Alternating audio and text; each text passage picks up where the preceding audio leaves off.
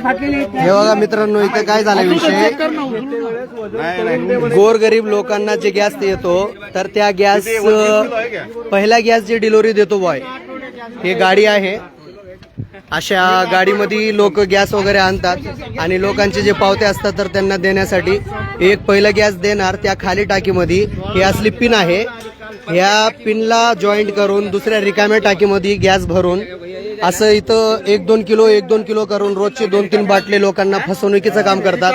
आणि हा ड्रायव्हर आहे, गॅस ड्रायव्हर, हा शॉर्ट करत होता, आम्ही त्याला पकडलोय।